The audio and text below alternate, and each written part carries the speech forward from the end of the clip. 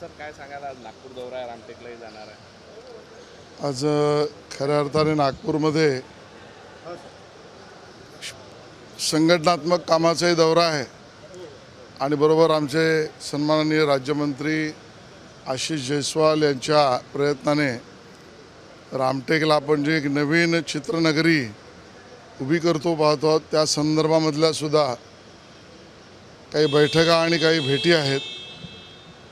या सगळ्यामध्ये सगळ्यात महत्त्वाचा भाग म्हणजे सन्माननीय मुदोजीराजे भोसले यांच्याकडे असलेला गणेशोत्सव, ज्याची एक परंपरा 200-250 वर्षापूर्वीची आहे आणि म्हणून यावेळेला राज्य महोत्सव आपण गणेशोत्सवाला केल्यानंतर अशा विविध वैविध्यपूर्ण, नाविन्यपूर्ण आणि प्रथा परंपरात अधिष्ठान असलेल्या गणेशोत्सवाची माहितीसुद्धा घेणं आणि ती जगासमोर आणणं, यासाठी सुद्धा हा प्रवास त्या ठिकाणी आहे. ठीक आहे.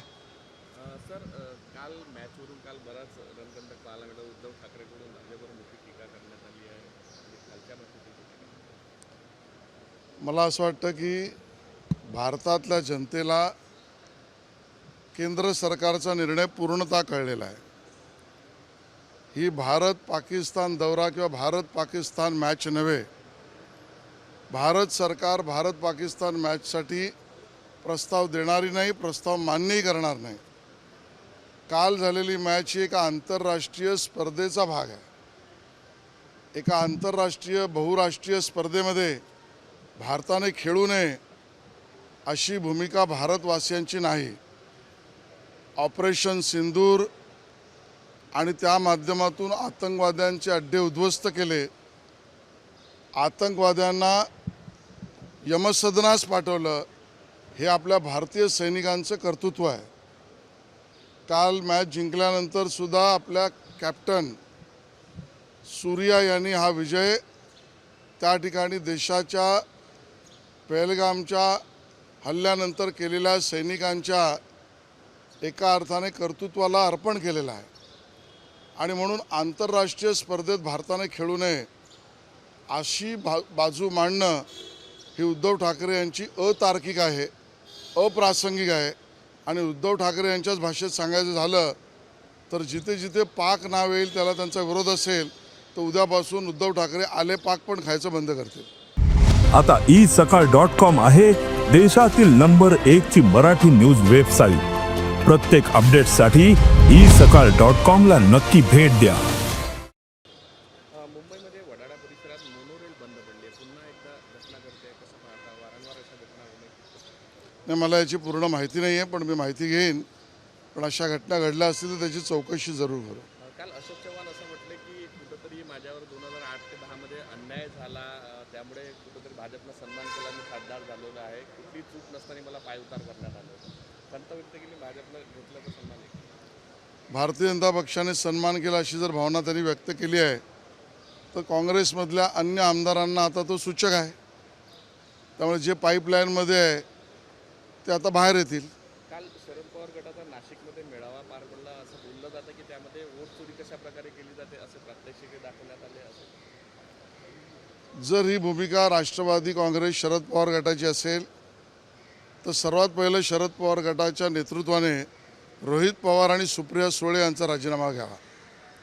कारण ते दोघेही इलेक्ट्रॉनिक मशीनवर आणि ज्या वोट चोरीचा आरोप करतात ते व्यवस्थेतूनच निवडून आले आहेत. आणि त्यामुळे सुप्रिया सुळे आणि रोहित पवार यांचा राजीनामा घेऊनच मग मतचोरीचा आरोप त्या पक्षाने करावा, अन्यथा शहाणपणा आम्हाला शिकवू नये. कुठेतरी VJNTमध्ये अशी उपसमिती नेमणे एक प्रकारची हे कुठेतरी चुकीचं आहे असंही शरद पवार काल म्हणाले. कारण की एका समाजासाठी अशी समिती नेमणे म्हणजे कुठेतरी दुसऱ्या समाजावर एक प्रकारे अन्याय आहे. मला असं वाटतं की यामध्ये संविधानिक प्रक्रियेतला भाग समजून घेऊन कॅबिनेटची उपसमिती केलेली आहे. एखाद्या समाजाला न्याय देणं हे संविधानिक कार्य आहे. सर्व समाजाला न्यायिक पद्धतीची कार्यपद्धती करणं हेही संविधानिक कार्य आहे.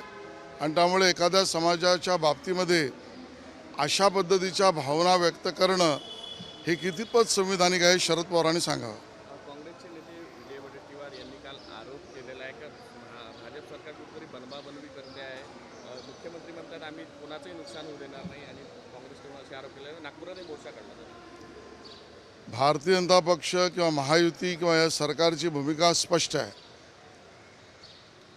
ज्या आंदोलनानंतर हैदराबाद गॅझेटरी संदर्भातला आपण शासन निर्णय केला तो कुठल्याही पद्धतीने अन्य समाजाचं काढून देण्याचा भागच नाही आणि ते वैधता तपासणी आणि सर्व प्रक्रिया करून मराठा समाजाच्या हिताचा निर्णय हा ओबीसी समाजाच्या विरोधातला बिलकुल नाही.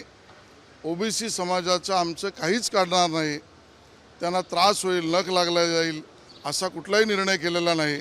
दोन समाजांच्या बाबतीमध्ये उगाचच अशा पद्धतीच्या आरोप प्रत्यारोप किंवा गैरसमजाचं संभ्रमाचं वातावरण वडेट्टीवार किंवा कोणीच करू नये अशी आमची त्यांना विनंती आहे. देश विदेशातील प्रत्येक घडामोडींचे लाईव्ह अपडेट मिळवण्यासाठी आता साम टीव्हीच्या सर्व सोशल मीडिया प्लॅटफॉर्मला लाईक, फॉलो आणि सबस्क्राईब करा. तसंच सर्व नोटिफिकेशनसाठी बेल आयकॉन प्रेस करायला विसरू नका.